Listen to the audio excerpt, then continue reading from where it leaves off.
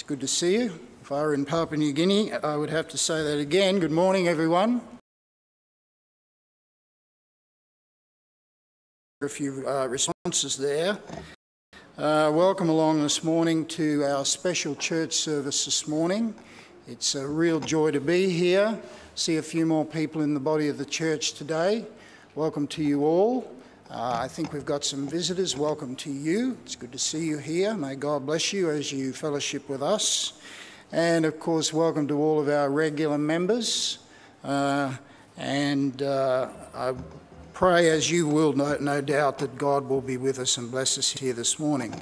Just one announcement for you, or actually two.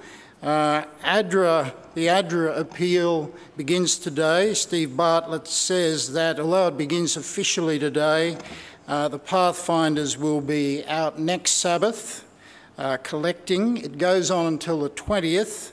So anybody who would like to join the Pathfinders next Sabbath is welcome to do so.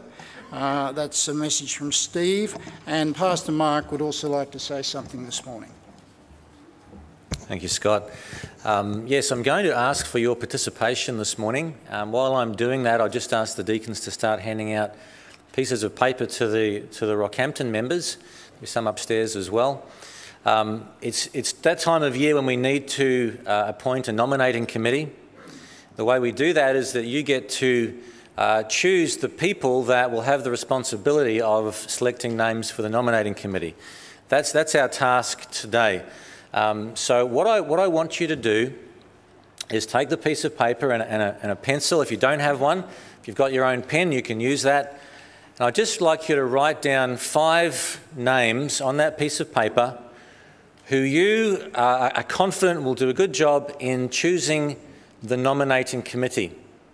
All right, so the names that you write down will be collated, and those that get the most votes, if you like, will have the responsibility of choosing the nominating committee. Sorry? Don't include the pastors. Yeah, so Pastor Ray and myself, we are ex officio, so we will be on there automatically. If you put my name or Pastor Ray's name down, that will be a wasted nomination. So five names. The names that you choose will need to be Rockhampton members.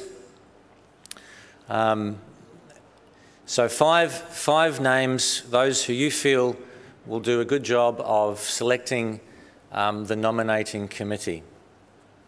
And when you've done that, if you could just maybe fold it in half, pass it to the end of the row that you're sitting in, and we'll have the deacons come and collect them. You take a minute, I'm not trying to rush you, take a moment to do that.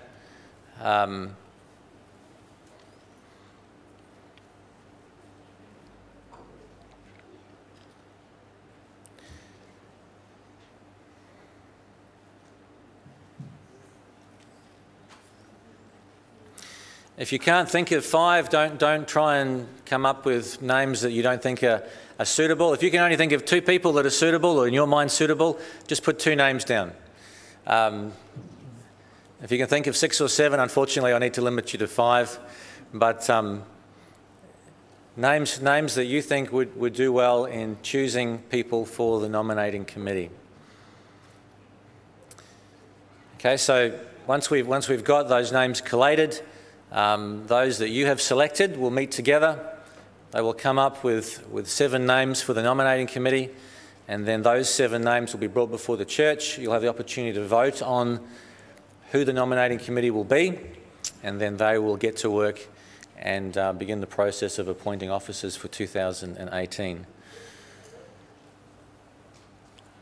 All right, so if you can just fold your piece of paper, pass it to the end of the row, and I'll ask the deacons to move around and collect those up as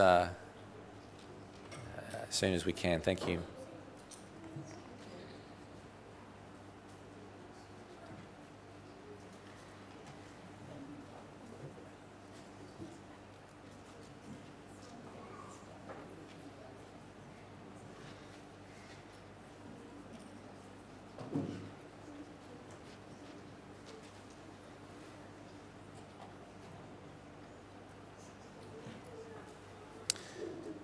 Thank you for that. That's much appreciated. It's a necessary part of what we do as a church, and it will be the first step in getting things underway for next year. So thank you for your participation in that.